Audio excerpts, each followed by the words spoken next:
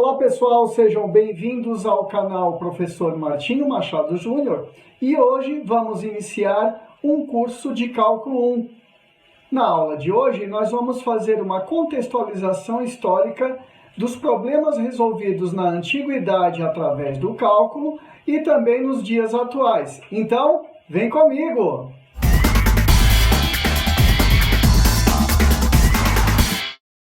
Um dos primeiros problemas da antiguidade envolvendo o cálculo de área foi na determinação da área de um círculo.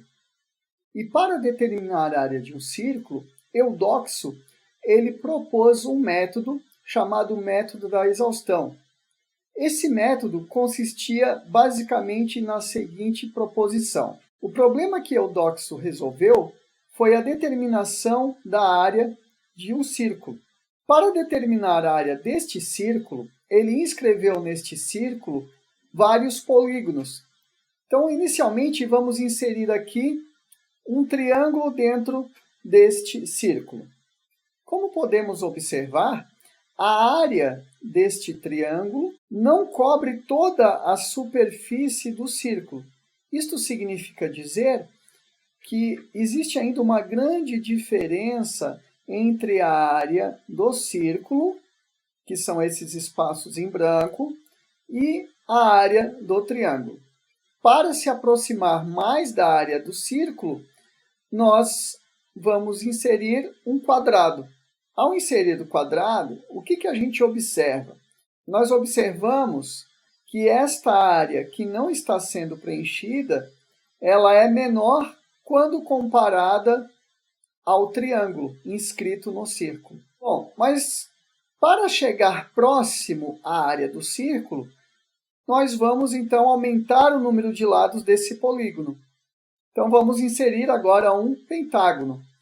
Observem novamente que este pentágono ele acaba ocupando uma área maior ou representando uma área maior em relação à área do círculo, mas ainda temos áreas que não estão sendo cobertas desse círculo. Então, vamos aumentar o número de lados. Vamos colocar aqui um decágono. Colocando um decágono, observamos que há ainda superfícies não cobertas, mas esta diferença ela já é muito menor em relação ao triângulo que inicialmente nós inserimos dentro do círculo. Agora nós vamos colocar um número maior de lados. Vamos colocar 100 lados deste polígono. Observem que ao aumentar o número de lados do polígono para 100, visualmente a gente não percebe diferença entre a área do polígono e a área do círculo. Bom, através do método da exaustão, nós podemos ter algumas conclusões. Primeiro, que quanto maior o número de lados do polígono, maior é a aproximação da área deste polígono comparada à área do círculo. Então, a gente pode dizer o seguinte: se o número de lados desse polígono tender ao infinito, a área deste círculo será exatamente igual à área do polígono. Como é que se escreve isso então, Martinho? Então seria da seguinte forma: n representa o número de lados tendendo ao infinito, que é este símbolo aqui. Bom, quando isso acontece, significa que a área do círculo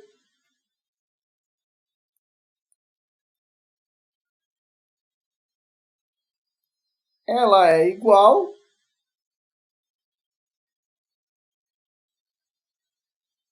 à soma de todas as áreas de polígonos inscritos nesse círculo, com n tendendo ao infinito. Então, esta já é uma notação não usada por Eudoxo, mas é uma consequência do estudo e proposição feita na antiguidade pelo próprio Eudoxo. Muito bem, nós falamos de Eudoxo que viveu em torno de 370 a.C. Agora, nós vamos falar de dois grandes cientistas já do século XVII, que são Isaac Newton e Leibniz. Esses dois grandes cientistas, eles colaboraram de forma significativa para o desenvolvimento e criação do cálculo integral e diferencial. Embora haja grande concorrência em historiadores de quem conseguiu primeiro e quem foi o primeiro a inventar o cálculo, não nos cabe aqui essa discussão, mas com certeza foram grandes cientistas e que colaboraram para o desenvolvimento do cálculo. E é nisso que a gente vai focar aqui. Bom, primeiramente vamos falar de Isaac Newton. Ao estudar a relação entre forças, entre planetas ou entre massas, Isaac Newton também colaborou muito na determinação dos máximos e mínimos de funções e na determinação das retas tangente a uma curva. Então, em termos geométricos, nós podemos determinar a reta tangente a uma curva, como, por exemplo, neste plano cartesiano, eu vou representar a variável independente de x e a variável dependente y. E eu vou representar aqui uma relação entre essas duas variáveis de forma aleatória. E eu vou representar a relação entre essas duas variáveis através da representação gráfica. Se nós pegarmos aqui um ponto pertencente a essa curva, o que é a reta tangente a este ponto na curva?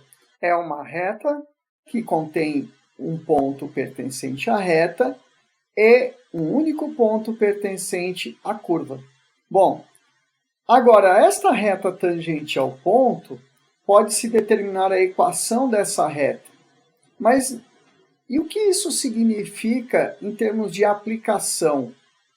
Significa que nós temos a possibilidade, por exemplo, na física, de determinar a velocidade instantânea de um corpo em movimento a partir do momento que nós conhecemos a relação entre a posição e o tempo.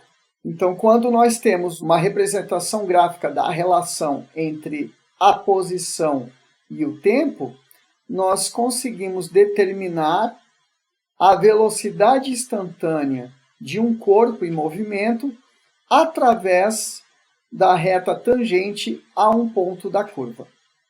Então, esta é uma das colaborações de Isaac Newton. Uma das grandes contribuições de Leibniz para a matemática e o cálculo em especial foi no desenvolvimento da notação matemática formal. Por exemplo, para determinarmos a área irregular de uma figura, nós precisamos conhecer qual é a função de contorno dessa figura. Então, vamos supor que tenhamos esta figura aqui.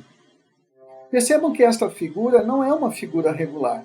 Então, nós não temos uma fórmula previamente pronta para calcular esta área. Então, o que devemos fazer? Nós devemos conhecer qual é a função que determina este contorno da figura, que nós chamamos de f de x. F de x significa os valores de y em função dos valores de x. Então, se nós queremos determinar a área, então aqui tem que ter unidade de medida em metro e aqui unidade de medida em metro, conforme o sistema internacional.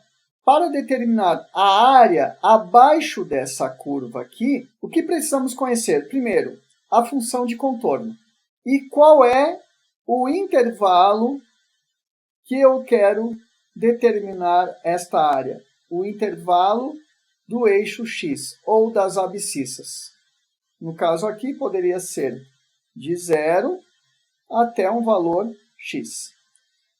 Usando a notação matemática formal que Leibniz mesmo propôs, para determinar a área desta figura aqui, nós precisamos determinar a integral de f de x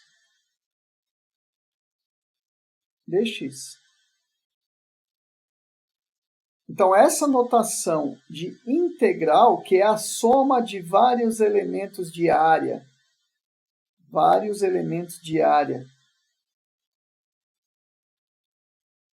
Então, por exemplo, aqui, cada retângulo desse aqui, ele possui largura dx e possui uma altura sendo exatamente expressa por f de x. Quer dizer, a altura é o próprio valor de y em cada ponto da curva. E desta forma que a gente determina a área de uma superfície irregular usando a notação formal de Leibniz. Na aula de hoje, nós estudamos o método da exaustão desenvolvido por Eudoxo para determinar a área de um círculo. Podemos identificar também a importância do cálculo na determinação de áreas irregulares.